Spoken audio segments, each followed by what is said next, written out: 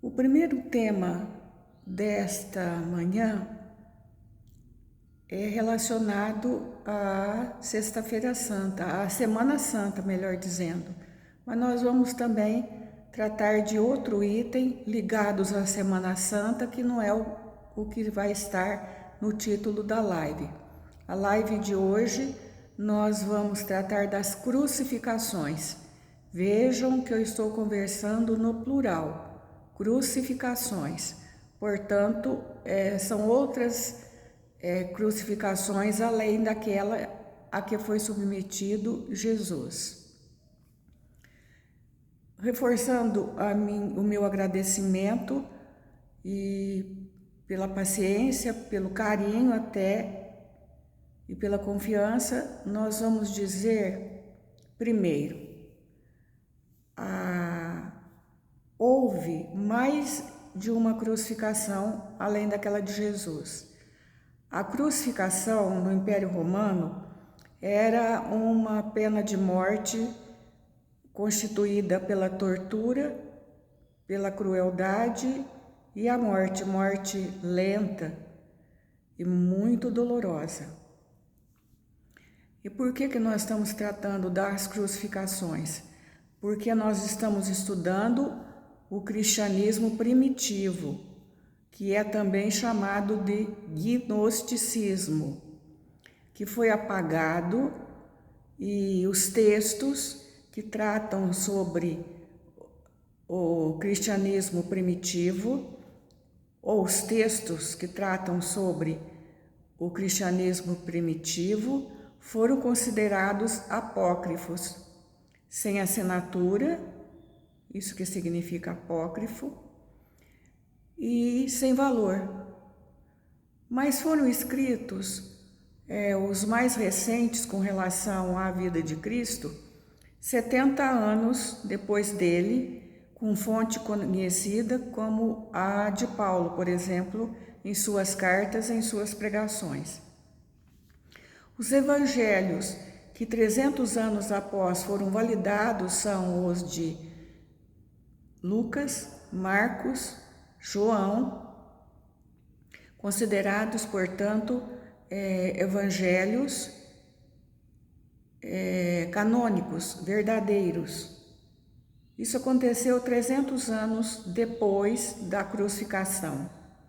Então não se sabe realmente, se fosse para ser bem exato no terreno da pesquisa e da história, se seriam mesmo canônicos verdadeiros, assinados, isto é, de autoria mesmo de Lucas, João, Mateus e Marcos. Mas por que assim foi?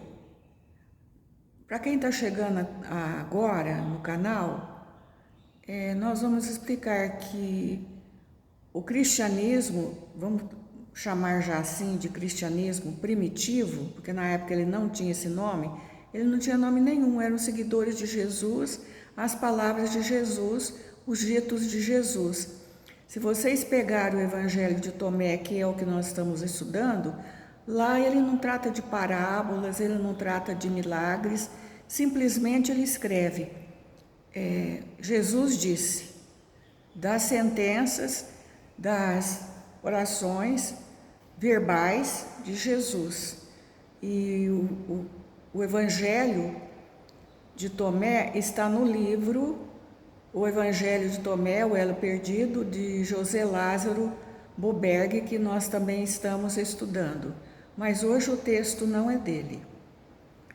Então, quando que foi, vamos dizer assim, suprimido, alterado o Evangelho primitivo ou os logions de Jesus? Quando é que foram? 300 anos depois da sua crucificação. E por quê? Por quem? Por ordem de Constantino I, a época imperador do mundo, porque as terras conhecidas, a maioria delas estavam sob o domínio de Constantino. Não, mas por que ele oficializou o cristianismo e decretou, isso ele fez 300 anos depois da crucificação. E por que ele o fez? porque ele percebeu o valor sentimental, principalmente subjetivo, o valor ético daqueles que seguiam as palavras de um certo nazareno crucificado na Judéia, de nome Jesus. Ele percebeu que essa doutrina poderia ser de tal maneira usada a favor do seu império, a favor da sua dominação, que lhe pouparia muitos esforços e perdas em morte, em gastos, com guerra de submeter os outros povos que não seriam romanos. Então, quando ele decretou o Concílio de Nicéia, ele fez reunir vários sacerdotes que na época, pessoas especialistas nas palavras de Jesus. Então, o evangelho que passou como cristianismo, que chegou até hoje, ele tem supressões e acréscimos de forma a fortalecer um domínio, quer um domínio religioso, quer um domínio político. É a escrita de quem mandou escrever. E como que ele percebeu essa força subjetiva, moral, espiritual das palavras de Jesus, que mais tarde recebeu o nome de catolicismo. Catos quer dizer tudo junto. Todos humanos das terras conhecidas teriam que seguir, depois que Constantino oficializou, liberou a religião, que o cristianismo saiu das catacumbas para ser constante de templos à luz do dia, criou-se um papa. Por que ele percebeu isso? Então agora nós vamos entrar realmente nas crucificações. E depois, se houver tempo hábil ainda, eu passo para falar de uma outra figura sobre a qual eu quero pedir muita reflexão e muito compartilhamento, que faça muito sol a respeito da memória dessa pessoa. Mas não vamos adiantar não, porque de repente a gente deixa até para uma segunda live, embora a segunda live, se for acontecer, não estará mais a época da Semana Santa. Então vamos falar das crucificações. Primeiro, vamos falar da crucificação de Pedro. Pedro, um galileu, que aprendeu muito pouco escrever e ler, e o aprendeu por força de seguir Jesus mesmo, para ficar mais fácil para ele se comunicar com cartas, com mensagens à distância. Era um galileu nazareno, ele morava à beira do Mar da Galileia, que na verdade não é as margens de um mar, são margens de um lago chamado o Lago da Galileia. Então, Pedro, sentindo a responsabilidade de divulgar os ensinos de Jesus, falando ele já várias línguas, não por ele, mas por tradutores energéticos invisíveis. Ele se tornou, a partir do Pentecostes, deflagrado por Maria de Nazaré e por Maria de Magdala, Maria Madalena, o dom de deslocar, sair do corpo e receber mensagens psíquicas, que uns chamam de mediúnicas, outros de paranormais, de entidades luminosas que precisavam de fazer alguma comunicação. Esse era Pedro, que de impulsivo, irrefletido, continuou sendo impulsivo, mas não irrefletido, porque a sua reflexão, depois da morte e da crucificação de Jesus, passou a ser totalmente orientado para o divino, para o bem da humanidade. Isso foi-lhe desenvolvido à medida que ele convivia com Jesus. Aliás, na própria hora, no próprio momento que Jesus desencarnou, faleceu na cruz, e ele faleceu e sofreu mesmo, não foi como muitos falam, ele tinha um corpo imune ao sofrimento físico, material, porque era um corpo fluídico. Não, ele encarnou mesmo na Terra, se materializou através do nascimento, que hoje poderia ser considerado um nascimento de proveta, ou um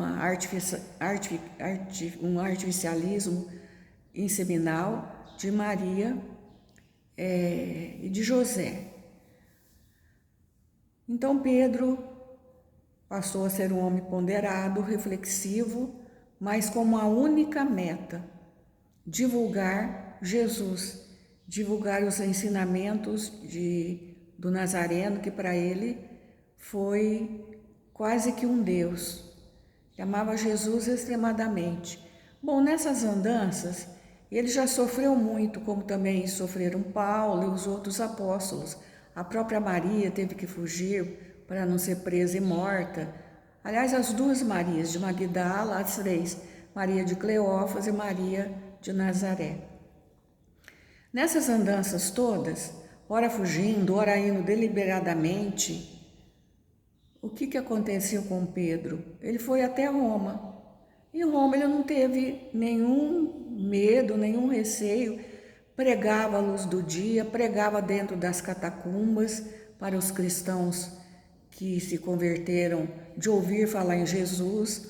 Ele testemunhava os anos, os feitos de Jesus, em que ele passou junto com os apóstolos na companhia diuturna e noturna com o Mestre. E o que acabou acontecendo com ele? Preso, porque então não era ano de Constantino III, era o ano que foi terceiro da nossa era. Foi o ano, desculpe, em que Jesus viveu entre eles, o ano 1, o século 1. Foi preso. E uma das penas de morte mais ignominiosa, mais detratora, mais desclassificatória, era a crucificação.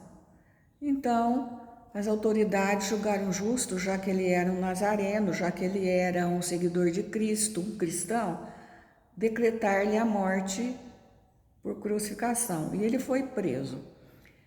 No dia considerado a sua morte, que o levaram para uma colina, foi o dia que Pedro se sentiu na maior glória, no maior contentamento possível.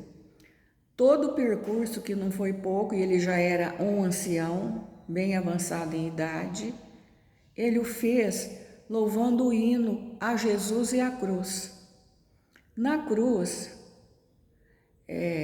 quando ele contemplou a cruz, todo mundo pensava, os centuriões pensavam que, bom, agora esse velhinho vai pedir piedade, vai pedir perdão, vai se converter. Mas pelo contrário, ele acirrou o discurso evangélico a ponto de converter alguns. Ele foi amarrado e antes, porém, ele cantou um hino de louvor à própria cruz. Que para ele a cruz não era sinônimo de vergonha por ele poder ser considerado um criminoso. Era um motivo de uma satisfação pessoal, de uma comunhão maior com o seu mestre Jesus. Cantando esse hino à cruz, à figura da cruz, ele foi preso pelos pulsos, porque se prender na mão, o peso do corpo arrebentaria, né, com os cravos, e pelos pés. Só que ele fez um pedido. Ele fez: meu último pedido que eu seja crucificado de cabeça para baixo, porque eu não quero ter uma morte tal qual o nosso mestre. Eu sou um humilde seguidor dele. Agora, o que é o diferencial do Pedro, dos outros crucificados? Não só essa coragem, mas sim, e também o seu sangue frio. Ele falava com alegria, ele pregava com alegria. E ele demorou 6 horas crucificado. E nessas 6 horas, ele não titubeou. Ele cantou hinos de glória a Jesus. ele discursou, ele pregou e ele converteu inclusive mais de um centurião, para depois falecer. Mas houve também, não no mesmo dia, irmão de Pedro, André, outro apóstolo seguidor de Jesus, que também teve por sentença de morte e tortura a crucificação. E o martírio da crucificação era lento. Ele causava parada respiratória, infarto, mas lentamente. André, então, crucificado, aguentou assim ficar nada mais nada menos que 3 dias. E o que ele fez nesses 3 dias? Porque tal como Pedro, ele não aparentava nenhum sofrimento físico, nenhum gemido, nenhum ai, nenhum apelo por misericórdia. Os dois não demonstraram nenhuma diferença a não ser a alegria de estar ali pregando as palavras de Jesus, repetindo o Sermão da Montanha e outras conversas que tinham durante a convivência com o Mestre.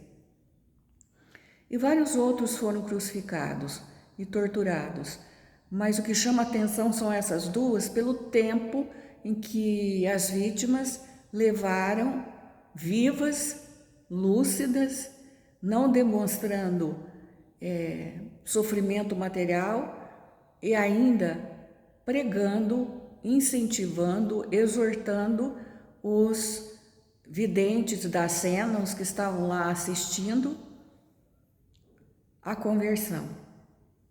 Sabendo disso é que Constantino falou: ora, eu também posso usar da mesma estratégia, do mesmo sistema de doutrinação que esse Galileu usou com seus adeptos.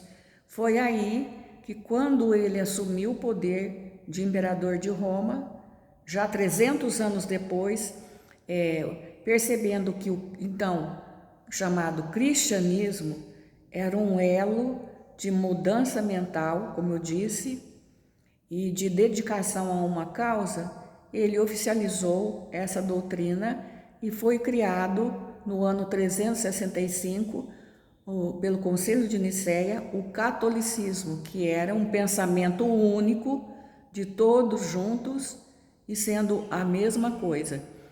Mas aí foram feitas supressões, como a reencarnação, que deu lugar à ressurreição.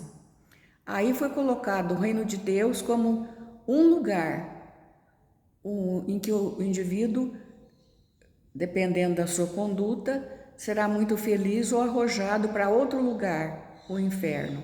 E muitas outras supressões e acréscimos, como a questão da Santíssima Trindade, que nós ainda teremos a ocasião de comentar, mas não é agora. Agora basta saber como surgiu o catolicismo, como o cristianismo chegou até nós e por que chegou, graças a algumas crucificações de Jesus, de Pedro e de André, as mais icônicas. Então agora, tem mais um pouco de paciência que eu quero refletir mais um pouquinho sobre outra figura que, após o cristianismo primitivo ser suprimido, ser considerado falso, em qual texto isso aconteceu? Nos textos de Tomé, principalmente, porque Tomé tem um texto mais seco, mais enxuto, ele não comenta parábolas, ele apenas repete os logion, quer dizer, as sentenças éticas de Jesus.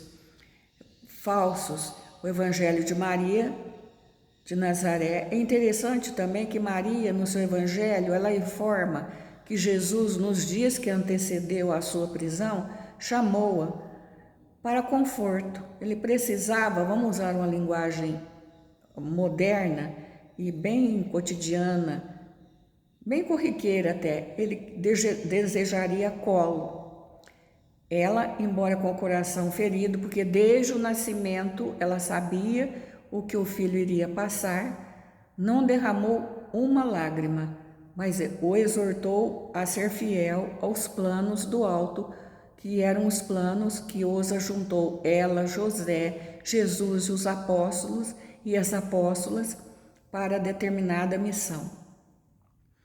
O evangelho dela também foi suprimido porque o Conselho de Nicéia recebeu a ordem de deixar o evangelho enxuto e masculino. Então, elas, nas suas pregações, o universo feminino de Jesus também foi suprimido. Mas vamos falar agora da figura de Judas, o Iscariotes. Judas Iscariotes era o único que não era pescador ou um artífice. Jesus era um artífice, carpinteiro, pedreiro, porque à época carpinteiro também era o ferreiro. Ele era assim, multifuncional, vamos chamar também com o termo moderno, aprendido essas artes com o pai José. Muito que bem. Judas, em certa ocasião, por que Iscariotes? Porque ele era da cidade da vilazinha de Iscariotes, o único comerciante, assim como seu pai. Certa feita, ele chegou até Cafarnaum, na Galileia, e soube de alguém que estava pregando um reino de Deus, a libertação. O que ele entendeu? O que a maioria entenderia, a libertação do jugo romano, que era extorsivo. Ele era um comerciante, portanto, ele tinha muita sensibilidade a questões financeiras, às questões monetárias. Ele não gostava de extorsão, de impostos excessivos, como ninguém gosta, né, gente? E ele era muito revoltado com aquilo. Ele sonhava numa Judéia, ele não era galileu, livre, numa Palestina livre, numa Galileia livre do Império Romano. Então, quando ele ouviu a pregação sobre o reino de Deus, o que ele entendeu? Nossa, esse homem, ele vai nos libertar. Quando ele viu alguns milagres de Jesus, ele teve a certeza. Esse homem vai ser o nosso Messias, porque então todo judeu, e por judeu estou chamando os habitantes da antiga Palestina, da Galileia, da Judéia, portanto, sonhava com o Messias, porque para esse anúncio, vários profetas vieram antes de Jesus, preparando o terreno. E ele era também, como os outros, conhecedor dessas questões religiosas, proferidas pelos profetas. Mas, com o passar do tempo, já na primeira entrevista com o Cristo, foi o único que o Cristo não chamou, foi o único que escolheu ir com Jesus Cristo, esperando o dia de uma possível revolta que os libertaria do jugo romano. Na primeira entrevista, ele pediu para ser aceito, foi aceito, e disse: me permita, mas eu noto que você, mestre, tem muitos seguidores, mas quem os alimenta? O que eles fazem? Eles ficam noite e dia ouvindo as suas pregações, que eu também ouço e adoro e gosto. E de fato, com o correr dos meses, ele se afeiçoou demais a Jesus, mas não esqueceu que Jesus deveria ser um líder militar. Com o correr dos dias, ele disse: eu pretenderia cuidar das finanças do grupo. Jesus falou que seja. E quem é que subsidiava esse grupo? Maria de Madalena, que era rica, Joana de Ângeles, hoje, que era a antiga Joana,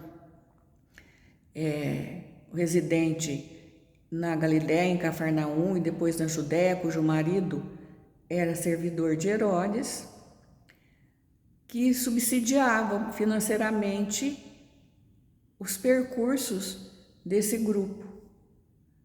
Aí Jesus falou: tudo bem. Ele falou: tenho aqui uma bolsa onde eu guardo economias. E eu já comecei a esmolar, a pedir, e as moedas estão aqui nessa bolsa.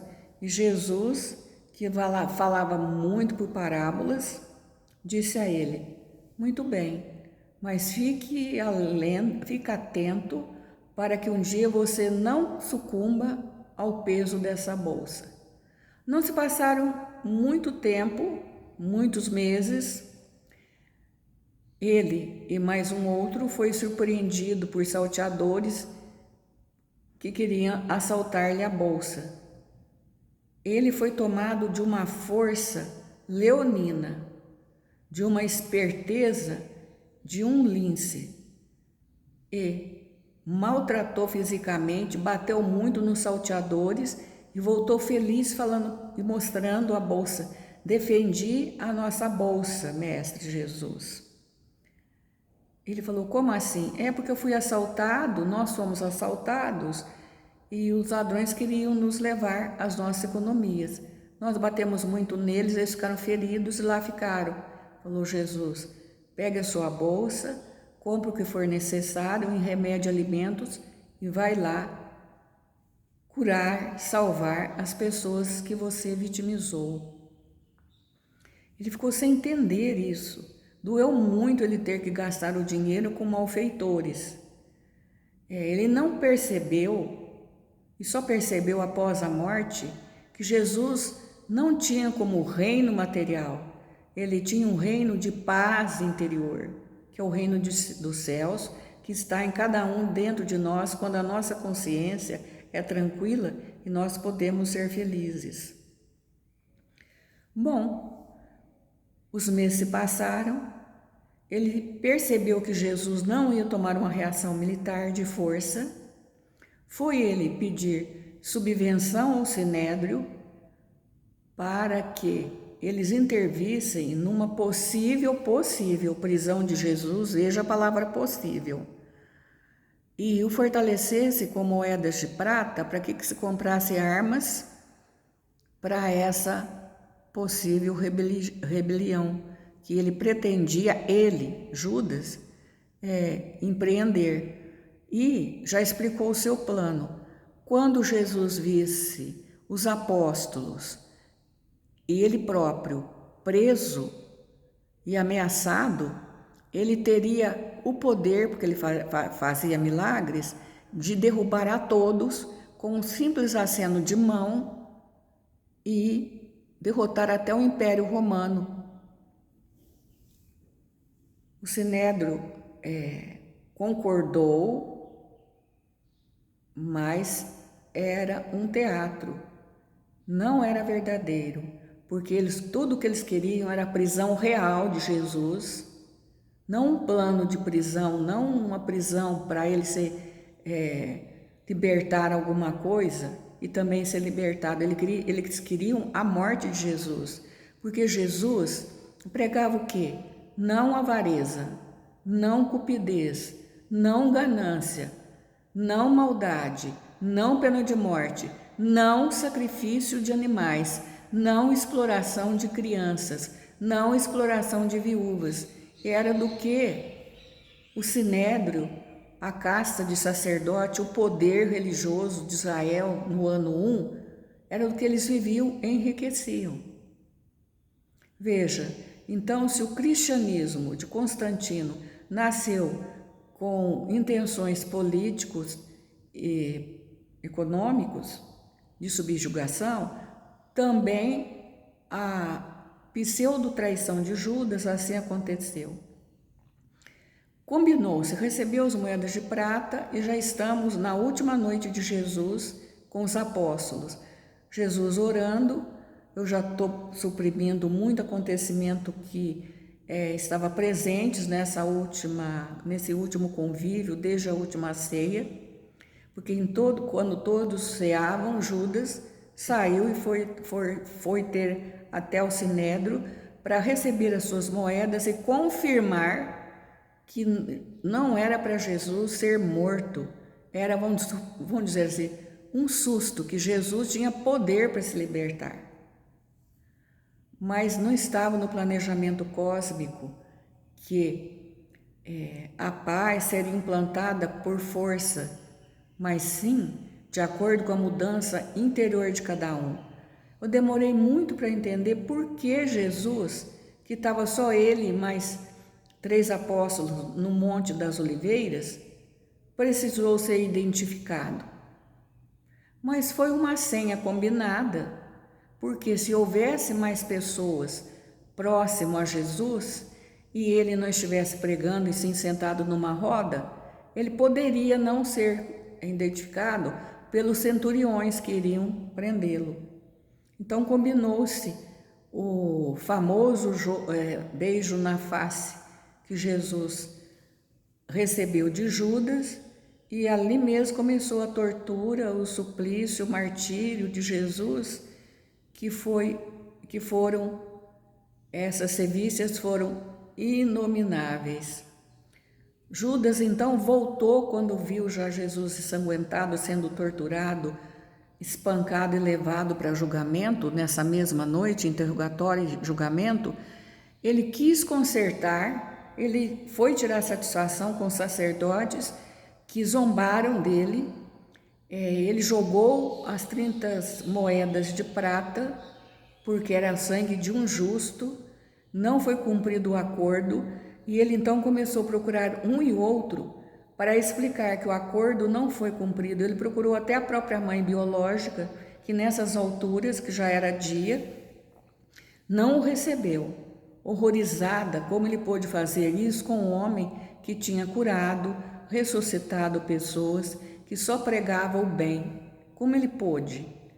E ele não conseguiu, tal como Jesus não conseguiu doutrinar a todos, ele já não doutrinou ninguém, dizendo que a intenção dele não era de matar Jesus, pelo contrário, era sim de obrigar Jesus a tomar uma decisão, que Jesus para ele era muito manso, não poderia tomar uma decisão a não ser forçado numa situação extrema contra o Império Romano.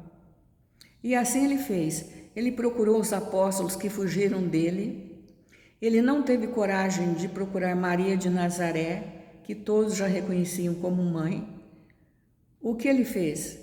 Perambulou mais algumas horas pelos arredores de Jerusalém, quando então ele cometeu um erro fatal. E o erro fatal dele não foi ter entregue, mostrado quem era Jesus, porque isso também teria sido planejado foi planejado para acontecer quando foi planejado a encarnação de Jesus, Maria, José e apóstolos.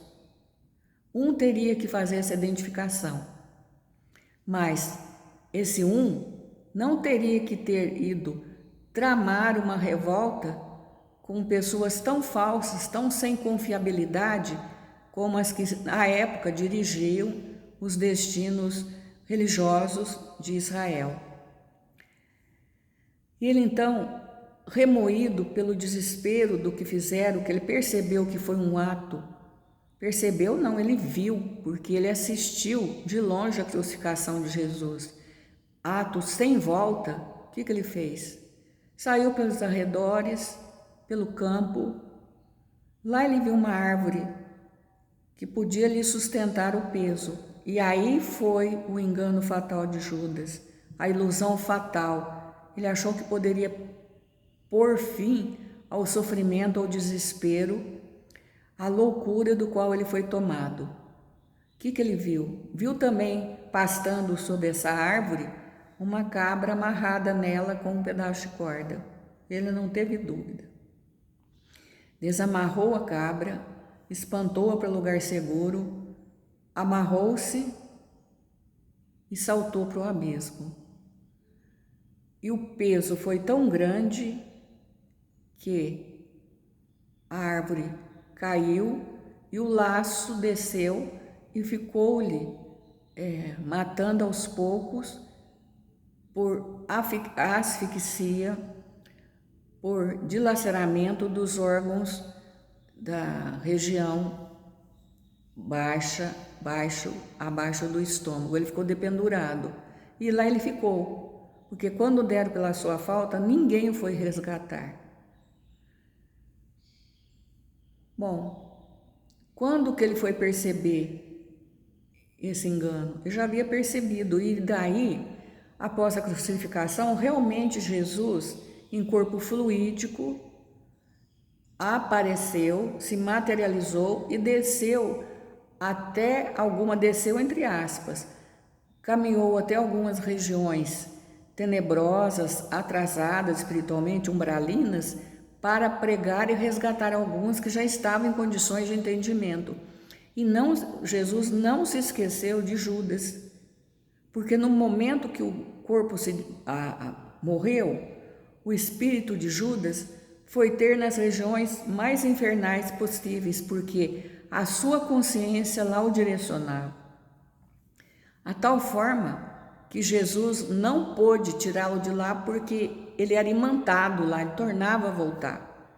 E Jesus, sabedor que cada reforma é impessoal, intransferível, não quis seguir o curso das coisas, deixou-o lá, para que ele aprendesse que o reino de Deus estava dentro dele, que ele mesmo era Deus, que ele podia sim sair de lá à medida que ele refizesse todo o seu pensamento de prepotência, de poder e de ganância. E lá ele ficou.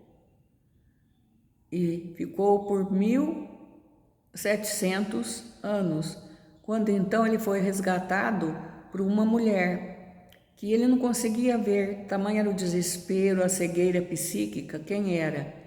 Mas aos poucos ele foi relembrando do timbre de voz. Era quando ela disse, eu sou sua mãe, vim te buscar, ele falou, mas a minha mãe me esconjurou, me amaldiçoou, agora por que ela vem me buscar? E ela falou, eu sou sua mãe, eu sou Maria de Nazaré. Imediatamente ele atingiu a lucidez, ele só faltou entender por que Maria também o havia perdoado. E ela disse, porque a nossa mensagem é de caridade, é de solidariedade, é de confraternização. Bom, e para encerrar essa narração, que Judas não foi crucificado, mas Judas foi crucificado pelo próprio remorso, porque há vários tipos de crucificação. Judas foi crucificado porque no interior dele, enquanto ele era Judas, moravam as imperfeições, vamos chamar assim, as mazelas humanas, que foram com o tempo mortas, apagadas, crucificadas para surgir o novo homem, que na última reencarnação aqui no planeta Terra foi uma mocinha chamada Joana d'Arc, que morreu na fogueira pelo cristianismo e na hora que ela estava desencarnando, desencarnou mais pela fumaça do que pelas labaredas, ela foi nada mais, menos recebida pelo Mestre Jesus, que a abraçou e levou consigo, e hoje ela vela pelos destinos da França. E é isso, meus amigos, andai como filho da luz, porque aquele que anda imprime sinais por onde passa. Muito obrigada.